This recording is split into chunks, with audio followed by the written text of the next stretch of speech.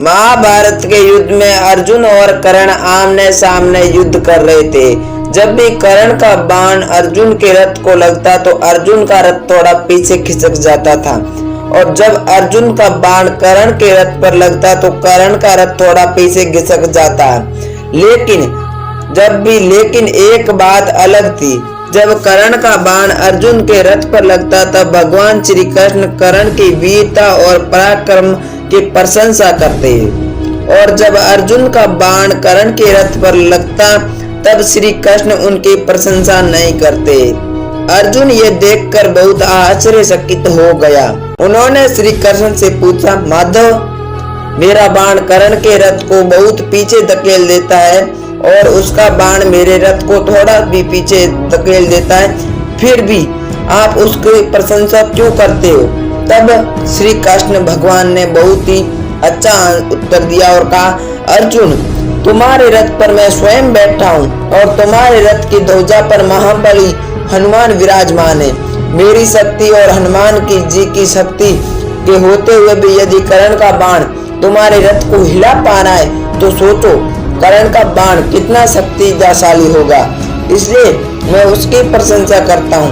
ये सुनते ही अर्जुन का अभिमान चकनाचूर हो गया। कर्ण महाभारत का एक अत्यंत महत्वपूर्ण पात्र था।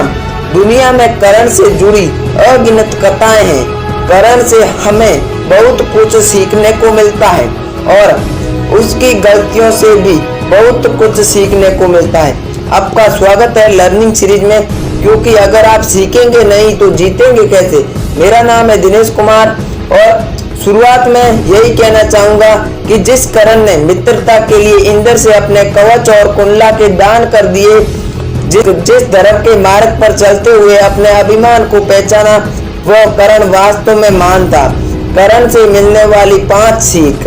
सबसे पहले कर्ण की पहली और सबसे बड़ी गलती, जब हस्तिनापुर में राजकुमारों की शिक्षा समाप्त हुई, कौरव और पांडव तो तभी अपने अपने शस्त्र कौशल का प्रदर्शन कर रहे थे। उसी समय कर्ण वहां पहुंचता है और खुले मंच पर सभी को युद्ध की चुनौती दे देता है। कर्ण उम्र में युद्धनिष्ठ भीम और अर्जुन से बड़ा था। उम्र में बड़ा होते हुए भी छोटे लोगों को चुनौती शोभा नहीं देती है। यह कर्ण की पहली गलती थी। दूत सभा में कर्ण की सबसे बड़ी भूल। ये उसकी दूसरी गलती थी कि दूत सभा में कर्ण की सबसे बड़ी भूल। दूत सभा में जब चौकस का खेल हुआ तो पांडव हार गए। द्रौपदी को सभा में बुलाया गया। दुर्योधन के भाई विकर्ण ने इसका विरोध किया और कर्ण से इसे रोकने को कहा, लेकिन कर्ण ने विकर्ण से बहस की और द्रौपदी के लिए कुछ ऐसे शब्द कहे जो कभी नहीं कहे जाने चाहिए थे। वही शब्द महाभारत के लिए युद्ध का कारण बने। यदि कर्ण चाहता तो इस युद्ध को रोक भी सकता था, लेकिन क्रोध में आकर उसने नारी को अपमानित किया। इससे हमें यह सीख मिलती है, जीवन में कभी भी किसी स्त्री का अपमान मत कीजिए। चाहे आप कितने मजबूत है, कितने ही विखंड है, कितने ही पावरफुल है, ताकतवर है, लेकिन कभी भी किसी भी स्त्री का अपमान मत कीजिए, जो कि वहां पर कर्ण ने किया था। सबसे बड़ी और तीसरी गलती ये थी, विपरीत परिस्थितियों में भी टूटना नहीं। वह कभी भी विपरीत परिस्थितियों में भी नहीं टूटता था। कर्ण और श्री कृष्ण के स्वाद में कर्ण कहता है, मेरे साथ तो सब कुछ गलत हुआ। जन्म देते ही माँ ने त्याग दिया। क्षत्रिय होते हुए भी मुझे शिक्षा नहीं मिली। हर जगह भेदभाव सहना पड़ा। द्रौपदी स्वयंवर में भी अपमानित किया गया, लेकिन कर्ण ने कभी हार नहीं मानी। जब द्रोणाचार्य ने शिक्षा देने से मना किया तो वह परशुराम के पास गया और स्वयं को एक महान योद्धा बताया। इससे हमें यह सीख मिलती है, चाहे हालत कितनी भी विपरीत क्यों ना हो, खुद को संभालिए और आगे बढ़िए। अगर हमारी परिस्थिति, हालत, कंडीशन कैसी भी है, गलत है चाहे, तो भी उसको खुद से संभालिए और आगे बढ़िए, जो कि कर्ण ने किया। कर्ण को जब द्रौपदी स्वयं अपमानित करती है और द्रोणाचार्य शिक्षा देने से मना कर देता है तो वह एक महान साधु बनकर परशुराम के पास जाता है और वहां से शिक्षा ग्रहण करता है। और चौथी और सबसे महत्वपूर्ण बात है वह गुरु का सम्मान। कर्ण ने परशुराम जी से शिक्षा पाने के लिए स्वयं को ब्राह्मण बताया। उन्होंने ब्राह्मण जाति का बताते हुए गुरु से उन्होंने परशुराम से सारी शिक्षा प्राप्त की। एक दिन परशुराम जी उसकी गोद में सिर रखकर सो गए। तभी एक बिच्छू ने कर्ण के पैर में डंक मार दिया। सहनीय पीड़ा के बावजूद भी कर्ण नहीं हिला। जब गुरु जागे और रक्त देखा तो उन्होंने पहचान लिया कि कर्ण क्षत्रिय है। उन्होंने उसे श्राप दिया कि तो युद्ध के समय अपना ज्ञान भूल जाएगा। यही श्राप युद्ध में सच हुआ।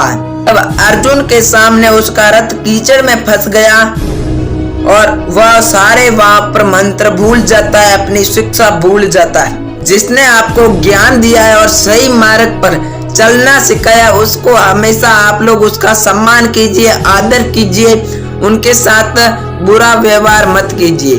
और सबसे पांचवा है मित्रता निभाने की मिसाल। कर्ण जानता था कि पांडव जीतेंगे क्योंकि श्री कृष्ण उनके साथ है, फिर भी उन्होंने दुर्योधन का साथ नहीं छोड़ा। कुंती ने उसे सच्चाई बताई कि वह पांडव 5 भाई है, फिर भी कर्ण ने वचन निभाया। और कर्ण जानता था कि पांडव जीतेंगे, लेकिन फिर भी उन्होंने वचन निभाया। और इससे हमें यह सीख मिलती है, सच्ची मित्रता वही होती है जो कठिन समय में साथ निभाए। हमेशा सच्चा मित्र कठिन समय में साथ निभाता है तो उसे सच्ची मित्रता कहते हैं। दानवीर कर्ण केवल वीर भी नहीं था बल्कि वह महादानी भी थी। मृत्यु के समय भी उसने ब्राह्मण वेश में आए श्री कृष्ण को अपने सोने का दांत दान कर दिया। अंत में उसने 3 वरदान मांगे, उसके वंश के साथ अन्याय न हो, श्री कृष्ण उसके राज्य में रहे, श्री कृष्ण स्वयं उसके अंतिम संस्कार करे। अंतिम संदेश यह है कि जीवन में 2 मित्र जरूर बनाइए, एक श्री कृष्ण जैसा और दूसरा कर्ण जैसा। एक जो आपको विजय दिलाए और दूसरा जो आपके हार के सामने होते हुए भी आपका अपना साथ ना छोड़े। एक जैसा जो आपको विजय दिलाए और दूसरा जो आपके हार के सामने होते हुए भी आपका साथ ना छोड़े। 2 मित्र ऐसा हमेशा बनाइए। और एक बात मैं जो आपको हमेशा कहता हूँ, आज भी कहता हूँ, कर दिखाइए कुछ ऐसा कि दुनिया करना चाहे आपके जैसा। तो रोजाना आप लोग हमारे इस चैनल पर 6 बजे शाम के प्रेरणादायक कहानियां देखते रहिए। आप लोग हमारे इस वीडियो को लाइक और चैनल को सब्सक्राइब कर लें। ऐसी और वीडियो देखने के लिए मिलते हैं नेक्स्ट वीडियो में। तब तक के लिए जय हिंद, वंदे मातरम।